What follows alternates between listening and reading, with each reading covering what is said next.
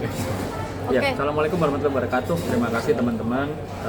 Sore ini kita kumpul silaturahmi. Adapun amanah yang harus saya teruskan adalah tadi malam saya dihubungi sama Doktif. Saya dihubungi oleh Doktif yang kebetulan dia sampaikan bahwa dia mau berangkat umroh. Ya, Doktif mau berangkat umroh, namun demikian dia minta tolong kepada saya untuk membantu memonitoring kasus laporan dugaan persekusi yang dilakukan oleh orang-orang atau rombongan yang sudah dilaporkan di Direktorat Kriminal Umum Polda Metro Jaya. Doktif tadi malam juga sekitar jam 11 malam menghubungi saya, berkomunikasi dengan saya. Dia izin pamit mau pergi umroh dulu, namun demikian infonya tanggal 10 besok, 10 April 2025 ada sidangnya Iza Zega ya. Nah, dia nanti akan mengikuti sidang tersebut secara Zoom mungkin di kota Madinah atau di Mekah disampaikan. Nah, di sana dia akan buka semua terkait dengan persoalan Iza Zega yang diduga pergi umroh, namun demikian masuk ke istilahnya itu ke tempatnya wanita. Kemarin disampaikan itu. Dan untuk terkait dengan perkaranya Doktif yang sudah dilaporkan di Polda Metro Jaya, khususnya kemarin saya juga sudah berkomunikasi dengan pihak Direktorat Kriminal Umum, yaitu di Keamanan Negara. Pihak penyidik menyampaikan bahwa kasusnya tetap berjalan. Jadi sampai dengan saat ini tidak ada kendala. Kan soalnya banyak pertanyaan ya dari masyarakat, netizen khususnya banyak pertanyaan, ini laporannya kok sudah jalan berapa bulan tapi SS dan rombongan kok belum ditahan, belum ditangkap. Nah, ini harus disampaikan bahwa terkait dengan satu kasus yang dilaporkan tentunya ada proses dan tahapan-tahapan penyidikan. Ya, lama atau tidak lamanya tentunya itu kewenangan atau dari proses penyidikan itu sendiri. Nah, sejauh ini saya berkomunikasi dengan pimpinan, tidak ada masalah dan ini semua berjalan. Cuma memang kemarin infonya ada yang minta untuk ditunda pemeriksaannya karena mau persiapan Lebaran kemarin. Bang, berarti posisi abang Saya sudah sampaikan dari awal ya, bahwa saya pertama kali melihat adanya peristiwa yang dialami oleh Doktif pada malam hari itu di satu restoran, didatangi oleh rame-rame banyak orang ya. Dia dipaksa untuk menyatakan sesuatu, dia tidak boleh masuk ke mobilnya. Seperti yang disampaikan juga tadi malam Doktif kepada saya bahwa Bang, memang saya ditahan Bang supaya tidak boleh masuk ke mobil apa segala, terus lalu diolok-olok secara live bersamaan rame-rame itu. Saya sampai saat nyatakan gitu ya, kalau mungkin itu terjadi sama istri saya, mungkin saya yang akan lebih dulu masuk penjara, karena saya nggak akan bisa terima kalau ada orang yang memperlakukan seperti apa yang dialami oleh Doktif gitu ya.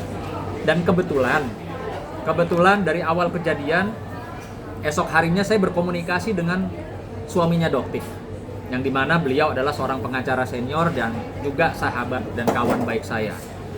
Ya, saya berkomunikasi, suaminya juga menyampaikan, Nan, malam itu abang tidak ada di Jakarta.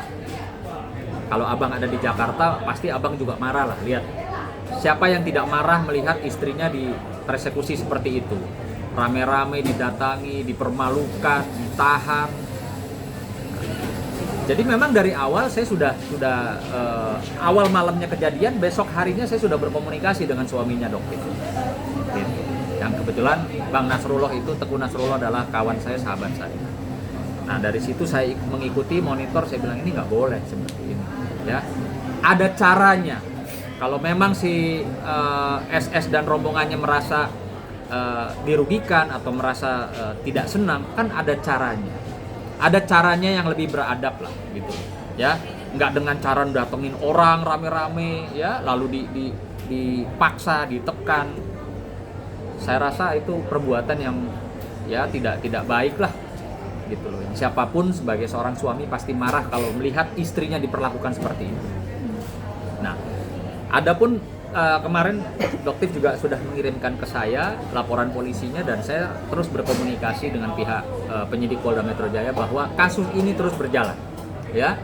Karena banyak juga pertanyaan dari masyarakat, netizen, ada apa kasusnya tidak berjalan? Ya, saya harus sampaikan kasusnya berjalan. Gitu. Bang, bener nggak sih Doktif ini gagal umroh atau seperti apa sih? Karena kan semalam itu pihak dari Panda menyebut bahwa dia gagal umroh karena status tersangkanya itu. Bener nggak sih Bang? Nggak ada itu. Jadi gini, kalau untuk tersangka ya, selama belum ada pencekalan, apalagi terkait dengan ibadah, saya rasa itu nggak jadi persoalan gitu loh. Pihak yang berwenang kan tidak mengeluarkan pencekalan. Jadi saya minta juga udahlah, stop lah ya. Siapapun itu tentunya dari pihak manapun nggak usah berkoar-koar atau mendahului proses hukum gitu, nggak usah ya. Kalau udah dilaporin udah diem aja gitu loh. Kalau dilaporin masih koar-koar ya nanti akhirnya ujung-ujungnya bisa banyak laporan polisi gitu. Kan saya juga kemarin sudah ketemu ya, saya sudah ketemu dengan Bang Petrus Balapationa, kuasa hukum dari pihak terlapornya Doktif. Ya, saya juga sudah bicara kok. Ya, Abang, kita profesional ya, artinya Abang sebagai penasihat hukum juga bisa menyampaikan bahwa orang-orang yang terkait, apalagi yang sudah dilaporkan oleh Doktif itu sebaiknya nggak usah berkoar-koar, komentar, nyerang orang, apalagi mempermalukan orang gitu loh. Saya nggak yakin sih kalau siapapun dia orang itu siap untuk masuk ya, untuk berhadapan dengan banyak laporan polisi. Jangan merasa karena banyak duit mungkin ya, terus jadi merasa kebal hukum, bisa berbuat seenaknya. Hati-hati. Di dunia tuh ada dua ya, ada hukum yang diatur oleh undang-undang dan juga ada hukum yang lainnya tentunya. Jadi jangan seenaknya lah. Jangan berpikir Anda punya banyak uang, Anda punya kenalan mungkin jenderal apa, terus bisa berbuat seenaknya sama orang. Jangan ya, karena nanti kalau Tuhan marah kalian kena batunya. Itu aja pesan dari saya. Berarti kabar itu hoax ya Bang, artinya bisa melaksanakan ibadah umroh. Sekarang saya mau tanya nih, yang ngomong siapa? Yang ngomong dari pihak kepolisian nggak?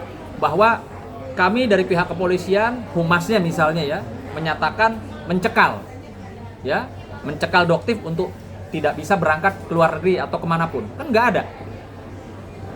Jadi kalau bukan pihak yang berwenang yang bicara, artinya bisa saya katakan nggak usah didengar, itu orang nggak berkapasitas atau asbun asal bunyi.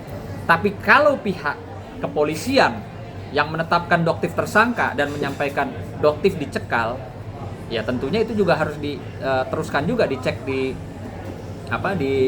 kementerian kan begitu, benar atau tidak gitu. Apa urgensinya orang dicekal? Kan nggak mungkin juga Doktif mau melarikan diri gitu loh, apalagi orang mau ibadah. Masa istilahnya gara-gara status tersangkanya Doktif dicekal lalu tidak bisa pergi umroh? Saya rasa pihak kepolisian tentunya tidak seperti itulah. Jadi nggak usah didengar lah orang-orang yang hoax-hoax itu.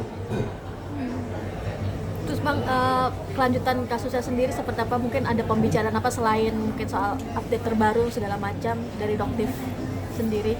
Dari Doktif mungkin?